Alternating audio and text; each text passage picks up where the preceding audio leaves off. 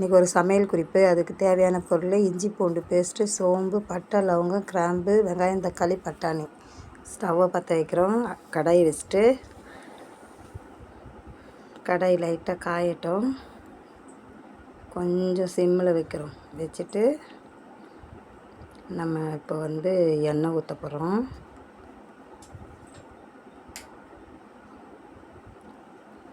கடாய் காஞ்சிச்சு. ஒரு 5 ஸ்பூன் எண்ணெய் ஊற்றிட்டு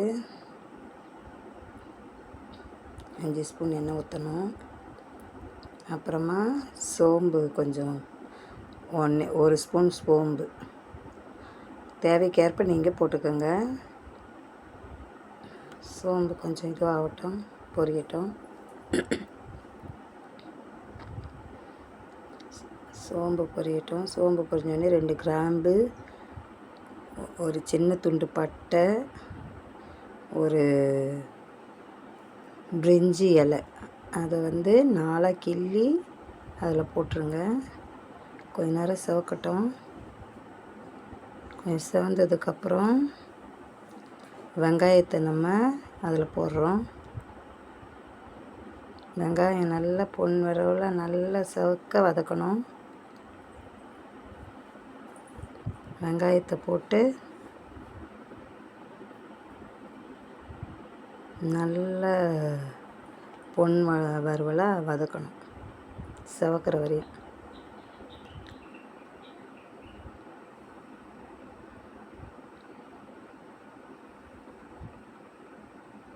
வெங்காயத்தை நல்லா சிவக்க வதக்குங்க. வெங்காயம் வதங்கட்டும்.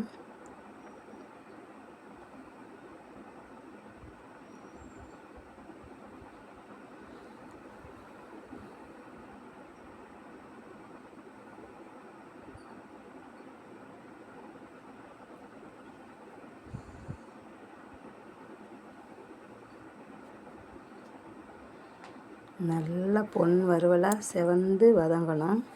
அப்போ தான் உங்களுக்கு ரொம்ப டேஸ்ட்டாக இருக்கும் நம்ம செய்கிறது.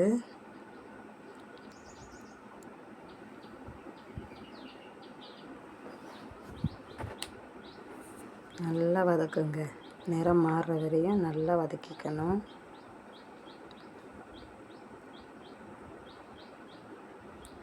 கொஞ்சம் லைட்டாக நிறம் மாறி வருது. கொஞ்சம் கொஞ்சமாக நம்ம போடும்போது வேறு கலர் இருந்தது. இப்போ கொஞ்சம் லைட் ப்ரௌனாக வருது. ரொம்பவும் தீஞ்சிடக்கூடாது. நல்லா சிவக்க வதக்கணும். கொஞ்சம் லோ ஃப்ளேமில் வச்சு வதக்குங்க.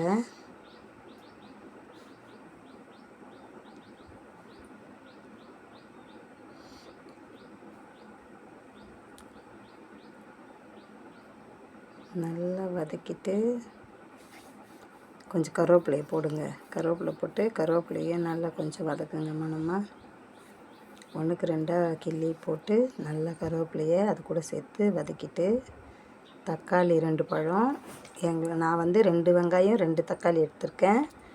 உங்களுக்கு எவ்வளோ பேரோ அதுக்கேற்ற மாதிரி நீங்கள் வதக்கிக்கோங்க. இப்போ கொஞ்சமாக வெங்காயம் தக்காளி வதங்கிறதுக்கு கொஞ்சம் உப்பு போட்டிருக்கேன்.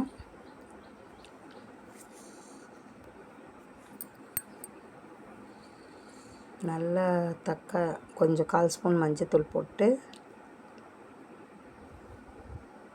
நல்லா வதக்கணும். வெங்காயம் தக்காளி நல்லா வதங்கிடுச்சு.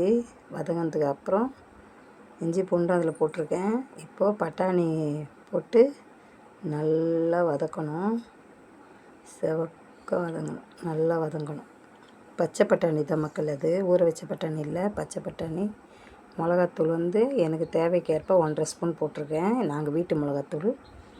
உங்களுக்கு அளவு பார்த்து நீங்கள் தேவைக்கேற்ப போடுங்க.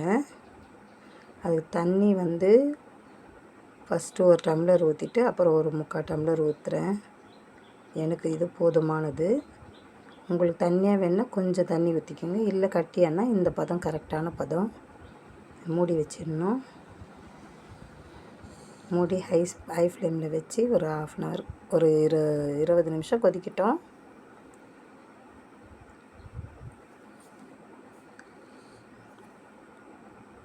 கொச்சிச்சு. நம்ம இப்போ நல்லா ஓரளவு சுண்டி வந்தோடனே கொத்தமல்லி போட்டு அவ்வளோதான், கிளறி இறக்குனா தோசைக்கு ஃபினிஷ் பண்ணிடணும்.